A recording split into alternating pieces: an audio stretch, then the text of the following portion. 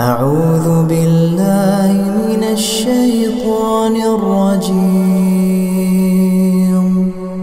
بسم الله الرحمن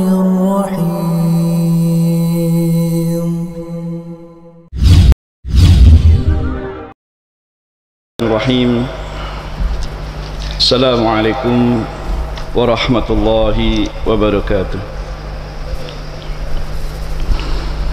إن الحمد لله نحمده ونستعينه ونستغفره ونعوذ بالله من شرور أنفسنا ومن سيئات أعمالنا. من يهده الله فلا مضل له ومن يضلل فلا هادي له. أشهد أن لا إله إلا الله وحده لا شريك له وأشهد أن محمدا عبده ورسوله.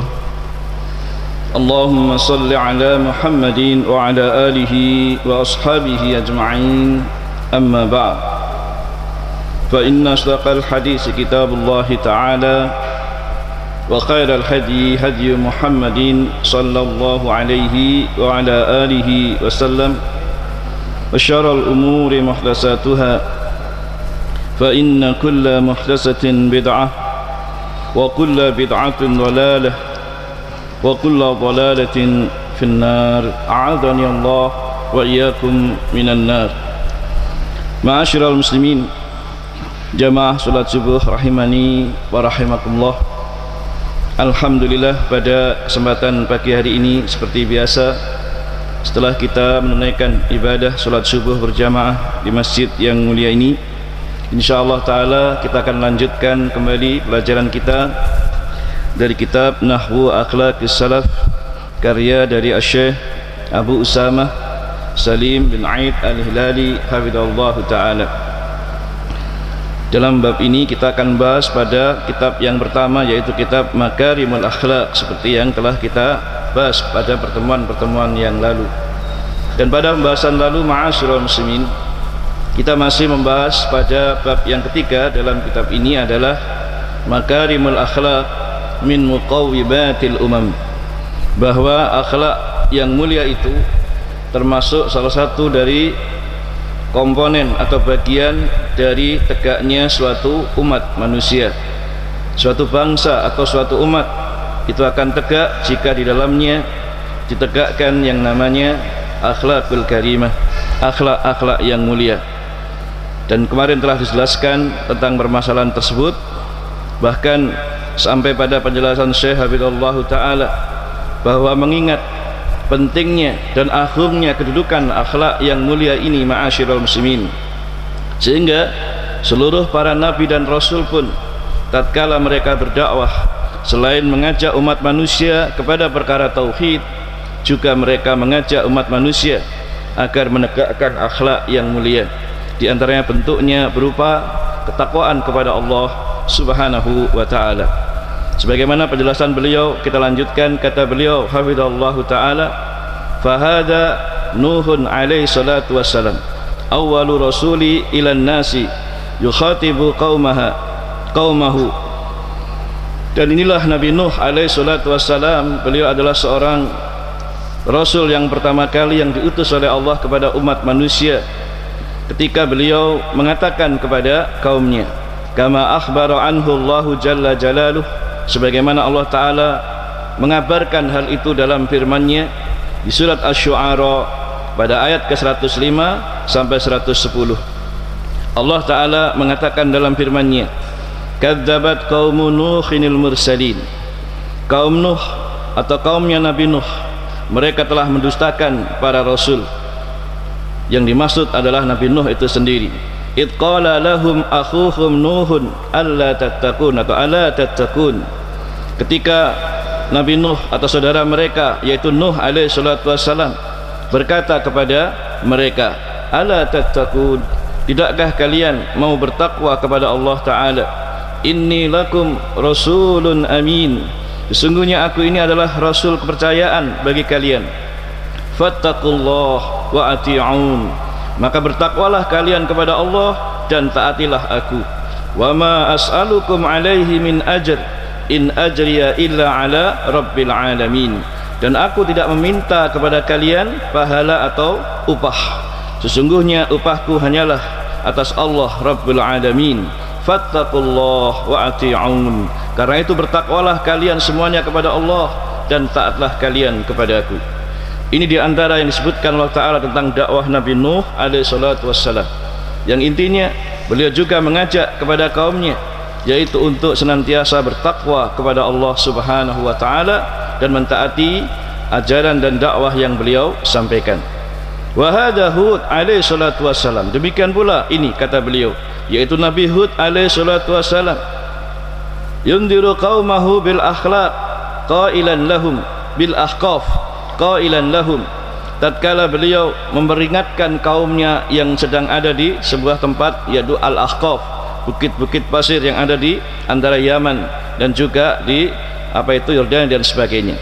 Maka ketika itu Nabi Hud juga berdakwah kepada kaumnya, yaitu yang disebutkan di sana, kama akhbara anhu Allahu azza wa jal, sebagaimana Allah mengabarkan di dalam firman-Nya yang disebutkan panjang lebar di surat Asy-Syu'ara pada ayat 123 hingga 135. Dikatakan di sana, ma'asyiral muslimin, Allah Ta'ala berfirman, kadzabat 'adunil mursalin, kaum 'Ad telah mendustakan para rasul, padahal yang didustakan hanya satu rasul, yaitu Nabi Hud alaihi salatu wassalam, tetapi dikatakan mereka telah mendustakan para rasul. Dijelaskan para ulama, ini menunjukkan bahwa siapapun di antara manusia ini yang mendustakan salah satu saja dari rasul utusan Allah Ta'ala, meskipun satu, hal itu hukumnya sama dengan mendustakan para nabi dan rasul semuanya, dan kafir orang seperti ini. Maka dikatakan Allah Ta'ala, kadzabat 'adunil mursalin, kaum 'Ad mereka telah mendustakan para rasul. Idz qala lahum akhuhum Hudun ala tattaqun, ketika berkata kepada mereka saudara mereka yaitu Hud alaihi salatu wassalam, ala tattaqun, tidakkah kalian mau bertakwa kepada Allah? Inni lakum rasulun amin, sesungguhnya aku ini adalah rasul kepercayaan untuk kalian. Fattaqullah wa ati'un, maka bertakwalah kalian kepada Allah dan taatilah aku.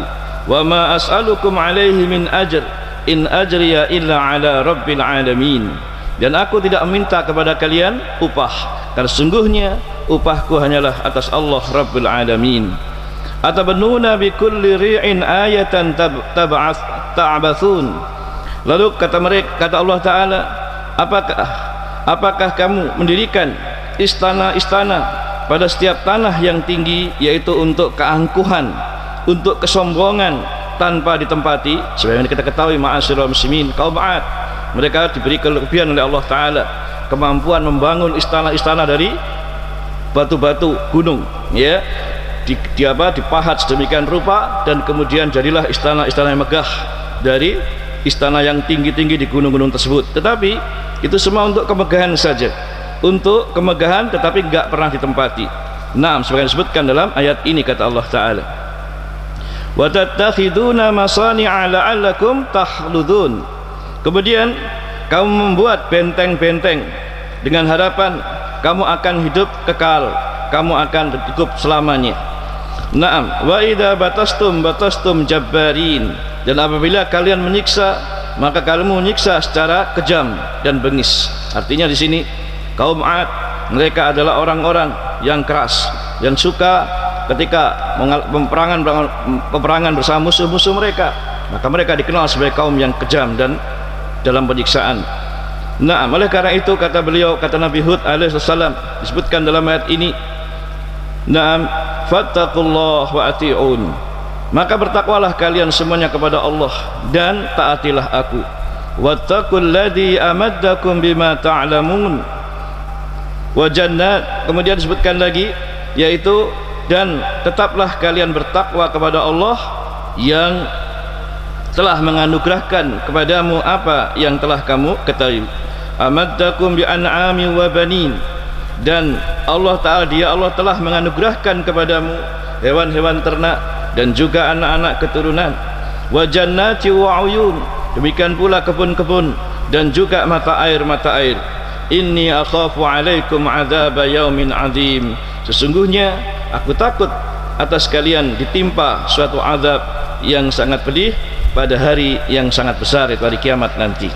Nah, ma'asyiral muslimin rahimani wa rahimakumullah, ayat-ayat ini semua perhatikan bahwasanya Nabi Nuh, Nabi Hud alaihi salatu wassalam, mereka mengajak dan menyuruh kaumnya agar senantiasa bertakwa kepada Allah dan mentaati apa yang diajarkan dan diperintahkan oleh para nabi mereka.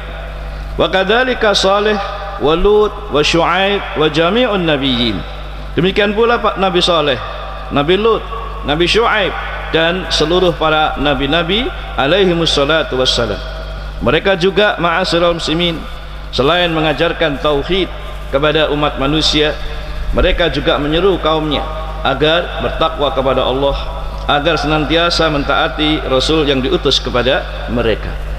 Nah, kemudian kata Syekh hafizahullah taala, wa rubba qailin yaqul, ya, kata beliau, boleh jadi ada orang akan berkata, hadhihi ayatun tahuddu ala taqwa, ayat-ayat yang disebutkan tadi isinya adalah mengandung atau anjuran untuk bertakwa kepada Allah. Fama balul akhlaq qad khusirat fi ma'naha, lalu di mana atau di mana kedudukan pembahasan tentang akhlak yang apakah terkumpul di dalam makna takwa itu? Artinya di sini ketika memahami ayat-ayat tadi, boleh jadi ada orang bertanya, kan ayat-ayat ini semua adalah anjuran perintah untuk bertakwa kepada Allah dan mentaati Rasul yang diutus, lalu di mana letaknya? Yaitu pembahasan tentang akhlak yang mulia yang tadi dikatakan bahwa katanya para nabi, para rasul, mereka semua menyuruh umat manusia, ya, mengajak kepada akhlak yang mulia. Sedangkan di sini ayat-ayat ini membahas tentang takwa. Di mana hubungannya atau korelasinya tentang masalah ini? Maka Syekh hafizahullah taala menjelaskan, beliau hafizahullah taala mengatakan, inna taqwa hiya mu'ainul akhlaqil fadilati tamudduha, sesungguhnya ketakwaan itu, kata beliau, adalah merupakan ma'ainul akhlaqil fadilah, yakni sumber mata air, ya, sumber mata air dari akhlak-akhlak yang mulia yang memancar. Fatura ghaddatan tariyatan fi hayatil mu'minin, yang mana hal itu menjadikan air yang segar, yang memancar dan bisa dinikmati dalam kehidupan orang-orang yang beriman. Artinya meskipun ayat-ayat tadi secara dohirnya tidak menyebutkan secara langsung tentang akhlak yang mulia, maka sebenarnya yang disebutkan tentang takwa, karena sesungguhnya ketakwaan itulah sumber mata air munculnya, yaitu akhlak-akhlak yang mulia yang memancar dalam kehidupan setiap muslim, yang memberikan kesegaran dalam kehidupan mereka. Laqad kana Rasulullah sallallahu alaihi wasallam ahsanan nas khalqa wa atqahum lillah wa a'lamuhum bihi, dan sungguh, kata beliau, Rasulullah sallallahu alaihi wasallam itu adalah merupakan manusia yang terbaik akhlaknya dan orang yang paling takwa kepada Allah Subhanahu wa taala, dan orang yang paling mengetahui, berilmu tentang Allah Subhanahu wa taala. Perhatikan ma'asyiral muslimin, artinya kenapa kok yang disebutkan masalah di sini adalah ketakwaan? Terus di mana letaknya akhlak? Dijelaskan tadi bahwa akhlak itu merupakan takwa itu merupakan sumber mata air, sumber utama munculnya akhlak-akhlak yang mulia dalam kehidupan seseorang, termasuk suatu bangsa atau masyarakat. Dan Rasulullah sendiri, beliau adalah orang yang paling baik akhlaknya, paling takwa kepada Allah, dan juga orang yang terbaik di tengah umat manusia. Sebagaimana Allah Ta'ala banyak memuji dalam Al-Quran tentang kemuliaan akhlak beliau, sebagaimana dalam surat Al-Qalam di ayat yang keempat Allah berfirman, wa innaka la'ala khuluqin azim, sesungguhnya engkau wahai Nabi SAW benar-benar berada di atas akhlak yang agung atau akhlak yang mulia. Bahkan Nabi SAW sendiri, ma'asyiral muslimin, beliau pernah mengatakan, ama wallahi inni la akhsyakum lillah wa atqakum lahu, adapun aku demi Allah, sesungguhnya aku ini orang yang paling takut kepada Allah daripada kalian, dan orang yang paling bertakwa, ya di antara kalian. Nah, ini diucapkan beliau ketika pernah mendengar ada 3 orang sahabat beliau yang pernah datang menemui salah seorang istri beliau, itu Aisyah radhiyallahu anha, bertanya tentang bagaimana ibadah Nabi SAW di rumahnya. Setelah diceritakan oleh istri beliau tentang bagaimana ibadah beliau di rumah, maka 3 orang sahabat itu merasa kecil, merasa tidak ada apa-apanya dibanding ibadahnya Nabi, sehingga mereka pun mengatakan, salah satunya ada yang mengatakan, mulai sekarang saya akan bangun malam terus, saya akan sholat lail terus dan tidak akan tidur. Yang satu lagi mengatakan, setiap hari saya akan berpuasa terus dan tidak berbuka. Kemudian yang satu lagi mengatakan, saya tidak akan menikah. Yang semua itu mereka katakan dan ingin lakukan karena ingin ya melebihi ibadahnya Nabi SAW. Tetapi cara-cara seperti ini adalah keliru dan salah. Mereka ingin menjadi orang yang paling takut kepada Allah, bertakwa kepada Allah dengan cara tidak tidur malam, ingin bangun malam terus-menerus untuk salat lain. Yang satu ingin berpuasa terus-menerus, yaitu untuk tidak berbuka di siang hari sepanjang waktunya. Demikian pula yang satu tidak ingin menikah, karena itu semua dianggap menghalangi ibadah atau mengurangi ibadah. Tapi ketika Rasulullah SAW dilapori oleh istrinya tentang perkataan 3 orang sahabat tadi, maka beliau pun kemudian mencarinya dan menjelaskan bahwa itu semua salah. Beliau mengatakan, amma wallahi, adapun aku ini demi Allah, inni la akhsyakum lillah wa atqakum lahu, sesungguhnya aku ini adalah orang yang paling takut kepada Allah di antara kalian dan orang yang paling bertakwa kepadanya. Lakinni asumu wa aftiru wa usalli wa arkudu wa atazawwazun nikah. Akan tetapi meskipun demikian, aku juga berpuasa di siang hari dan terkadang berbuka, dan aku juga sholat di malam hari, dan aku pun juga tidur, kadang tidur kadang sholat lail, tidak melulu bangun sepanjang malamnya. Wa atazawwazun nisa, dan aku pun juga menikahi para wanita. Yang ini semua ma'asyiral muslimin tidak menghalangi ibadah. Menikah tidak menghalangi ibadah, ya. Maka di siang hari kita pun kadang puasa, kadang tidak. Kemudian di malam hari kadang kita sholat juga sebagian waktu untuk tidur. Maka ini semua tidak menghalangi ibadah. Kemudian di akhir hadis beliau menegaskan, faman raghiba an sunnati falaysa minni, maka siapa yang benci dengan sunnahku, maka dia bukan termasuk golonganku. Intinya di sini ma'asyiral muslimin menunjukkan kepada kita bahwa Nabi SAW beliau adalah orang yang paling takut kepada Allah, orang yang paling bertakwa kepada Allah di antara umat manusia ini, sehingga ketakwaan beliau ya perlu patut untuk dijadikan teladan. Sebagaimana Allah Ta'ala menegaskan dalam firman-Nya, laqad kana lakum fi Rasulillah uswatun hasanah.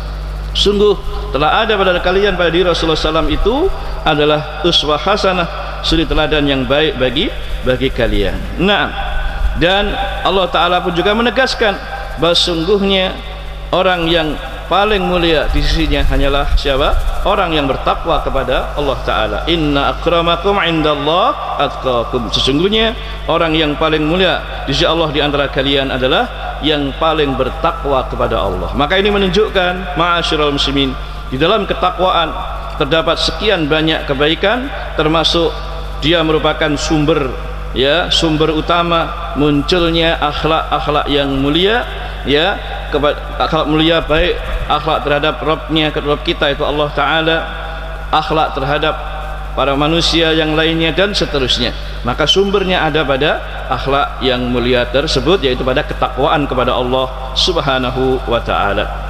Wa bidzalika takunul akhlaqi thayyibah hiya at-taqwa.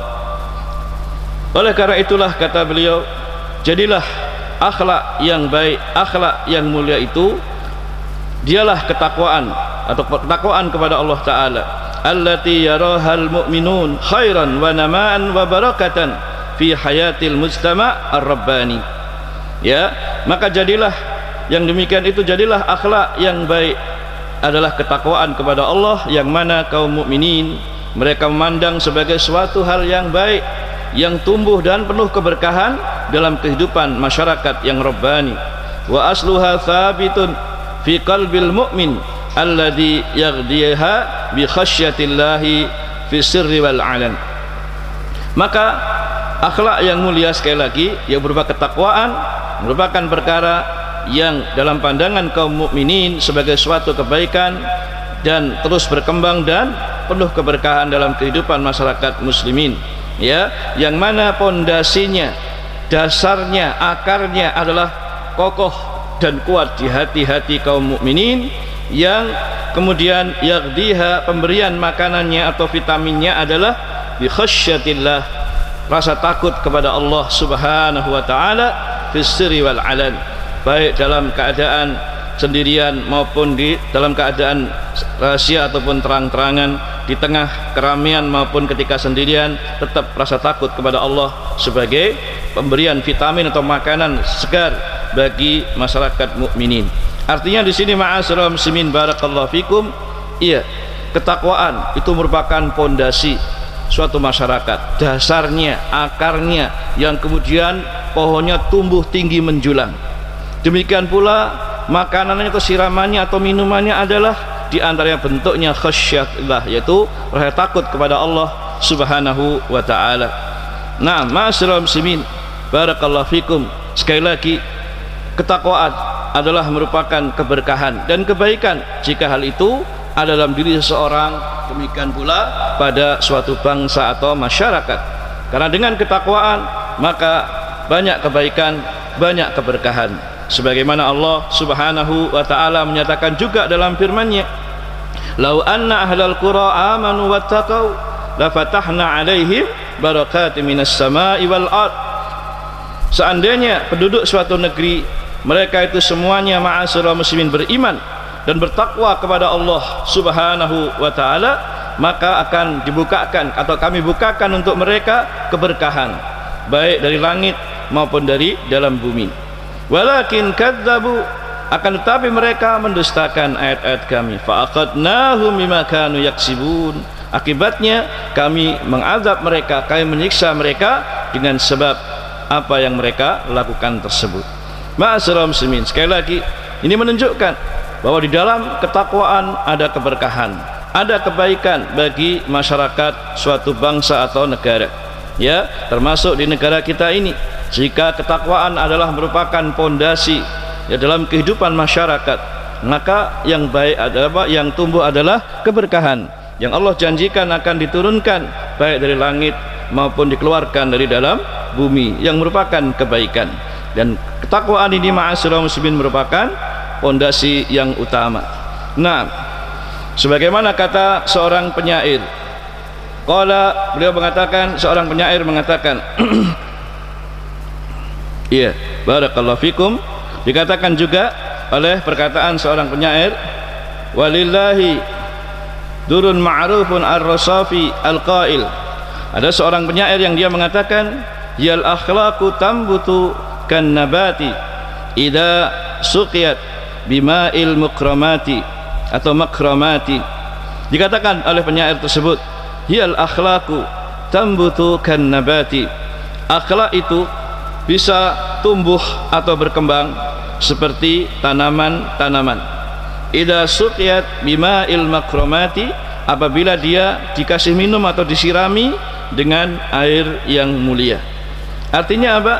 Akhlak yang ada pada seseorang atau suatu bangsa masyarakat, dia akan terus tumbuh berkembang dalam dirinya seperti tumbuh berkembangnya tanaman-tanaman, yang mana apabila tanaman itu ma'asyiral muslimin disirami dengan air yang segar, air yang baik, yang berupa kebaikan dan kemuliaan, maka tentu akan menjadikan tumbuhnya juga semakin baik pula, ya. Nah, demikian pula halnya akhlak-akhlak yang mulia tersebut, ya, yang mana akhlak ini merupakan kebaikan dan keutamaan yang ada pada suatu bangsa dan masyarakat tersebut. Maka oleh karena itu kata beliau, lidzalika yanbaghi ala kulli da'in ila Allah ala basirah ay yuwalliya qadiyatal akhlaqi ihtimaman kabira. Oleh karena itulah kata beliau, sepantasnya bagi setiap dai-dai atau setiap dai, orang yang berdakwah supaya yang menyeru umat manusia di jalan Allah, yang dia itu di atas basirah, di atas ilmu, Maka hendaknya, kata beliau, dia betul-betul mengarahkan atau mencurahkan dakwahnya pada permasalahan apa ini? Masalah akhlak. Pada permasalahan akhlak, ihtimaman kabira, yaitu dengan perhatian yang sangat besar.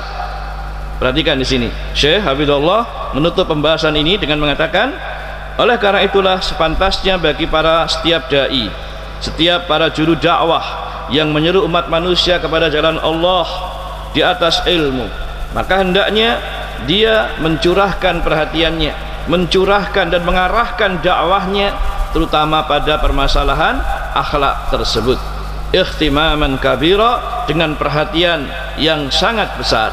Walakin laisa ala hisabil aqidah wal fiqh wal manhaj, ya, akan tetapi dengan apa? Tidak melalaikan atau tidak mengabaikan permasalahan akidah, baik fikih maupun permasalahan-permasalahan manhaj. Artinya apa?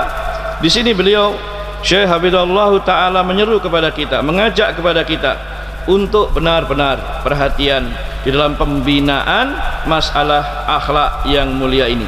Dalam masalah pendidikan dan pengajaran akhlak yang mulia itu tentunya selain ilmu-ilmu agama lain yang bermanfaat. Nah, kenapa demikian? Iya, sebagaimana telah disampaikan beberapa waktu lalu ma'asyiral muslimin, bahwa akhlak itu adalah perkara yang menyebabkan diantaranya seseorang akan mendapatkan keutamaan dari Allah, diantaranya akan menyebabkan seseorang dimasukkan jannah. Sebagaimana kata sabda Nabi SAW, aksaru ma yudkhilul jannah taqwallah wa husnul khuluq. Ya, kata beliau, perkara yang paling banyak yang memasukkan seseorang ke dalam surga, apa itu? Taqwallah wa husnul khuluq, bertakwa kepada Allah dan akhlak yang baik. Takwa kepada Allah dan akhlak yang baik, maka ini termasuk perkara yang paling banyak menyebabkan seseorang dimasukkan ke dalam surga. Karena itu ini menunjukkan apa? Pentingnya, keutamaannya akhlak yang mulia tersebut. Di samping itu ma'asyiral muslimin, kenapa kita juga harus perhatian dalam masalah pembinaan akhlak, pengajaran akhlak semacam ini? Nah, karena sungguhnya tidak ada yang bisa memperbaiki akhlak-akhlak kita kecuali Allah Subhanahu wa taala. Karena itu ma'asyiral muslimin, Nabi SAW dalam banyak hadis-hadis yang sahih, terutama dalam doa-doa yang beliau sampaikan kepada Allah Ta'ala, salah satunya adalah beliau sering berdoa memohon kepada Allah supaya diberi akhlak yang mulia. Tidak ada yang bisa membaguskan akhlak kita, tidak ada yang bisa memperbaiki akhlak kita kecuali siapa? Allah Subhanahu wa Ta'ala. Beliau berdoa dalam satu doanya, Allahumma hdini li ahsanil akhlaq fa innahu la yahdi li ahsaniha illa anta. Ya Allah, berikanlah petunjuk kepadaku untuk membaguskan akhlak. Fa innahu la yahdi li ahsaniha illa anta, karena sungguhnya tidak ada yang bisa memberikan petunjuk untuk membaguskan akhlak tersebut ya Allah kecuali Engkau.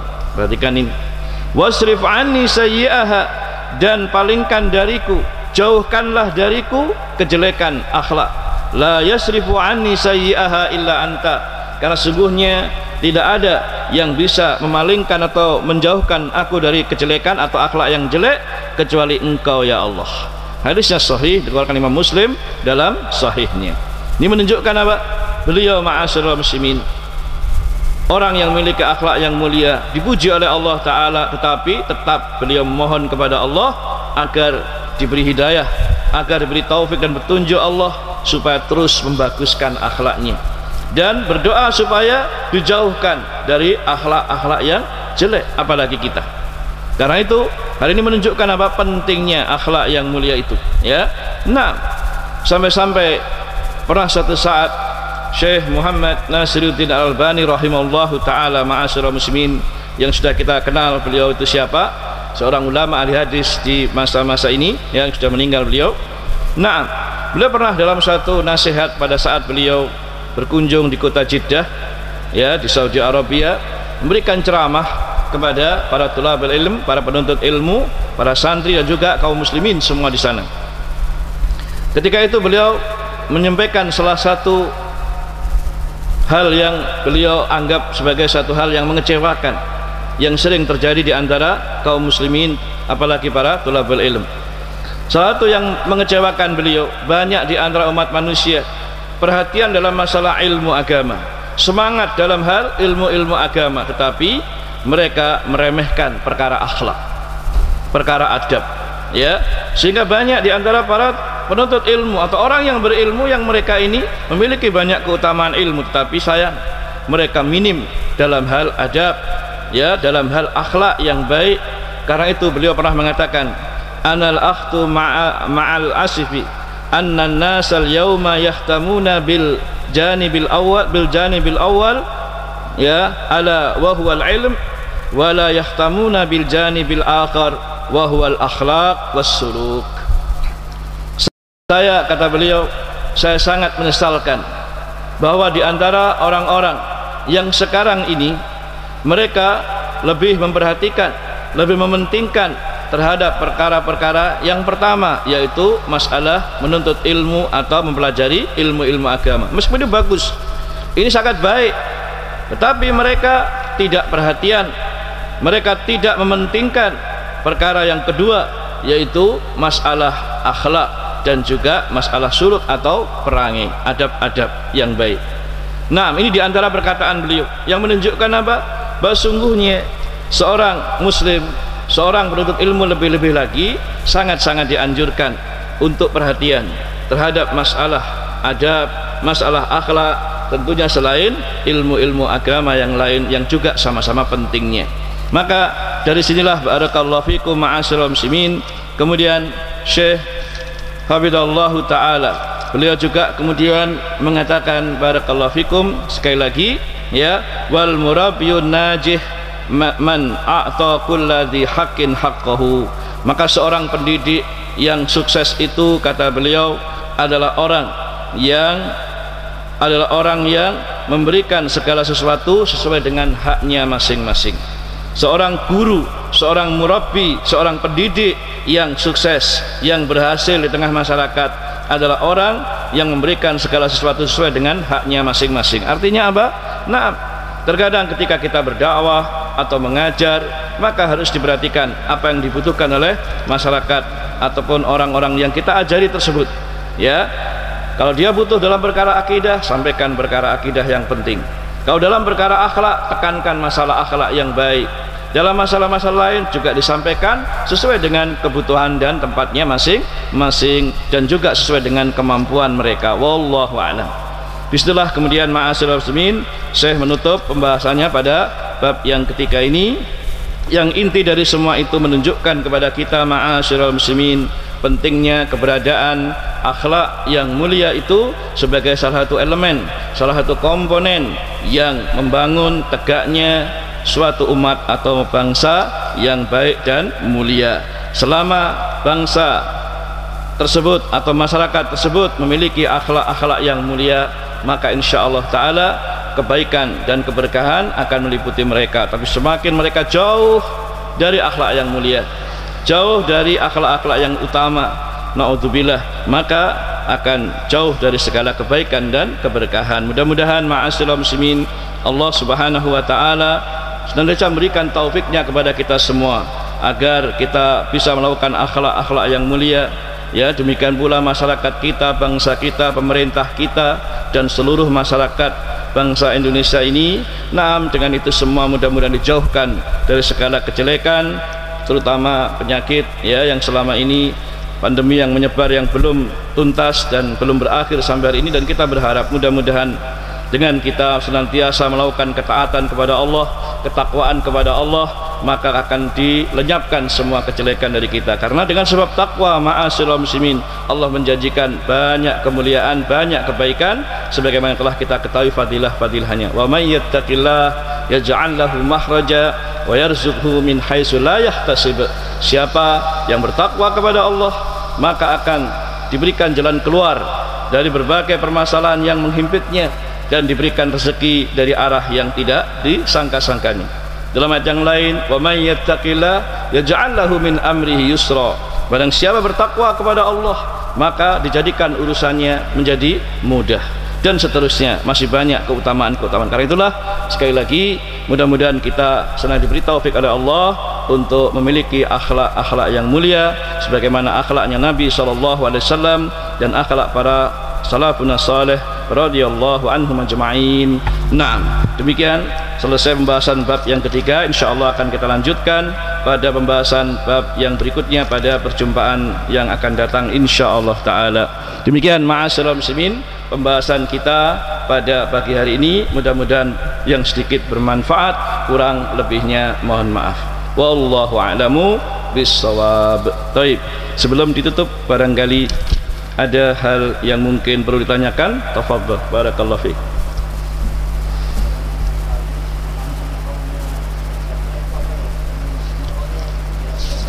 Sunnah kauniyah dan syariah. Baik, barakallahu fikum. Ya, sunnah kauniyah adalah artinya takdir Allah yang terkait dengan ketetapan yang sudah menjadi ketetapan di alam semesta ini, yakni yang ditentukan Allah Ta'ala sejak masa azali, masa lalu, masa dahulu, ya, sebelum Allah Ta'ala menciptakan seluruh langit, bumi dan seluruh umat manusia sendiri.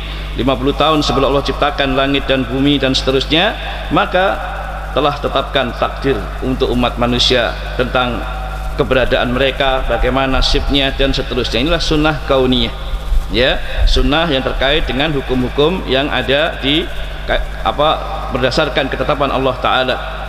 Adapun sunnah syariah, yakni ketetapan hukum sesuai dengan ketentuan syariat. Maksudnya apa? Yakni terkadang Allah Ta'ala menetapkan dalam sunnah kauniyahnya, yaitu suatu perkara, naam, baik buruk, ada iman, ada kafir, ada sunnah, bid'ah, ada tauhid, ada syirik. Ini semua sudah merupakan hal yang terjadi dan ditakdirkan Allah, namanya sunnah kauniyah. Namun secara sunnah syariah, Allah Ta'ala hanya meridai, menyukai hambanya beriman, hambanya bertakwa, hambanya mengikuti sunnah, hambanya bertauhid, hambanya melakukan hal-hal yang baik. Dan Allah tidak ridho dengan kesyirikan, kekufuran, kebid'ahan dan berbagai macam maksiat dan dosa-dosa serta kejelekan jika dilakukan oleh hambanya. Ini namanya sunnah syariah.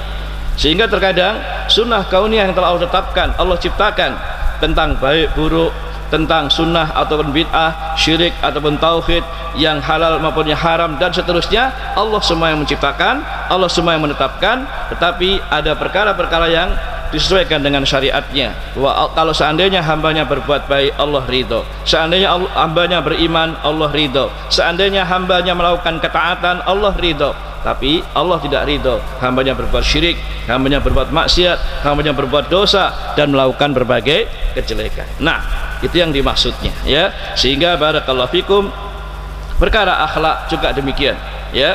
Allah menetapkan akhlak ini akhlak yang baik, tapi terkadang pada diri seorang bisa terjadi atau tidak terjadi.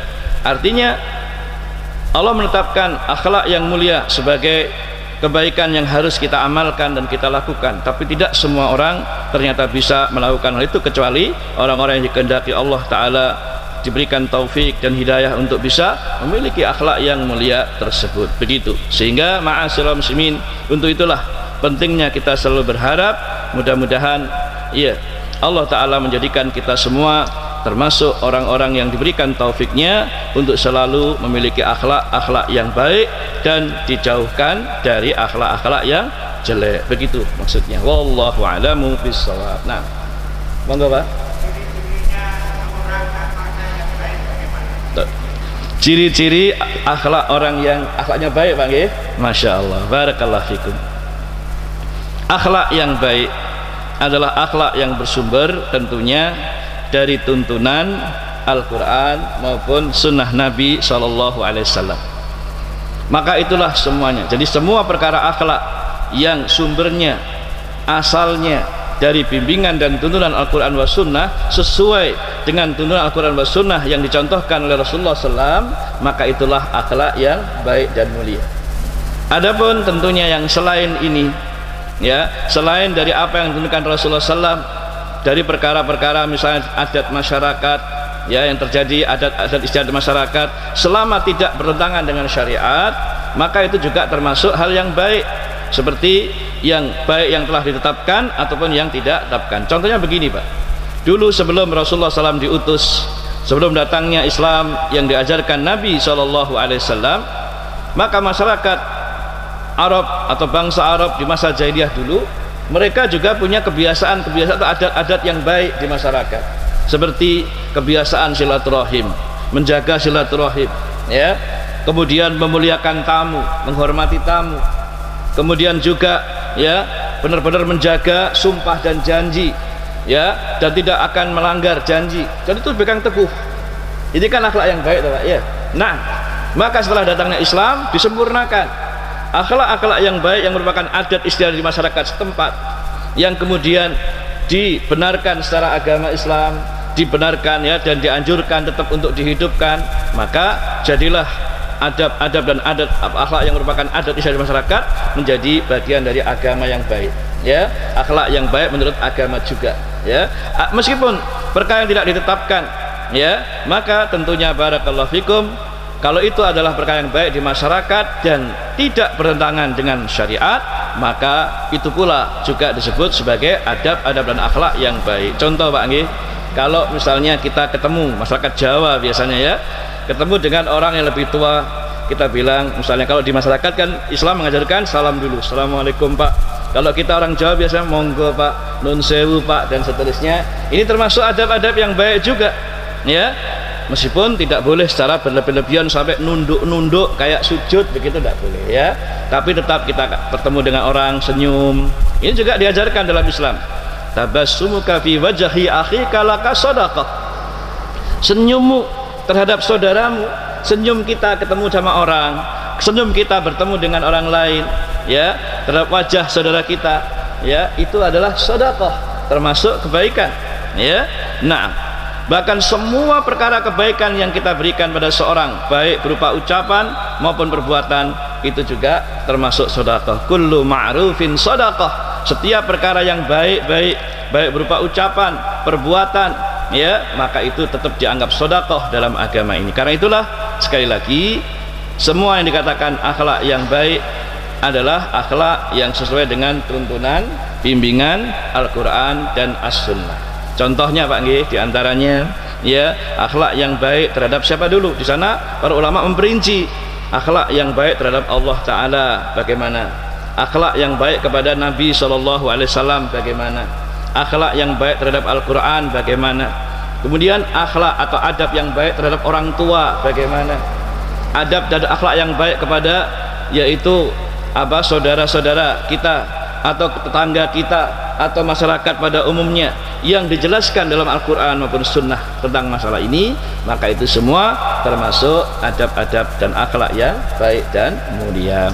Adapun perkara-perkara yang dicela, yang dilarang dari melakukannya, maka itu berarti bukan akhlak yang baik, tetapi justru akhlak yang jelek. Seperti apa akhlak yang jelek itu? Misalnya apa, mencela orang, ngerasani orang, menjelek-jelekkan orang, ya, atau menyakiti orang, mendolimi orang, menipu orang, dan sebagainya. Dari perkara-perkara yang dilarang dalam agama, maka itu berarti bukan akhlak yang baik. Wallahu a'lam bishawab. Lah, untuk mengetahui itu semua, ma'asyiral muslimin, tentunya dengan kita selalu belajar, membaca dan membaca Al-Quran dan hadis-hadis Nabi SAW terkait dengan adab-adab dan akhlak yang baik. Sangat bagus kalau penjenengan Pak ingin membaca buku yang terkait dengan adab dan akhlak yang mulia, baca kitab Imam An-Nawawi rahimahullah, yaitu kitab Riyadhus Shalihin. Ya, insya Allah di sini sudah dikaji juga, ya, kitab Riyadhus Shalihin. Itu masya Allah, ya, dari awal bab sampai akhir isinya semua berkaitan dengan masalah adab-adab dan akhlak yang mulia, ya, bagaimana ikhlas dalam ibadah, bagaimana kita bersabar, bertaubat, dan seterusnya, sampai pada perincian masalah adab-adab terhadap diri kita, keluarga kita, istri kita, anak kita, orang lain, dan seterusnya. Di sana disebutkan hadis-hadis dan ayat Quran yang terkait dengan adab-adab yang mulia. Dengan belajar itu kita akan tahu, oh ini yang baik, oh ini yang jelek, ini yang akhlak mulia, ini bukan, dan seterusnya. Wallahu a'lam bishawab. Ngaten Pak nggih. Barakallahu fiikum. Ada lagi yang lain? Monggo Pak. Nggih. Yang pertama Nabi Nuh. Nggih. Pertanyaan saya gini, Ustaz. Nggih. Kapalnya Nabi Nuh itu apa? Terima kasih.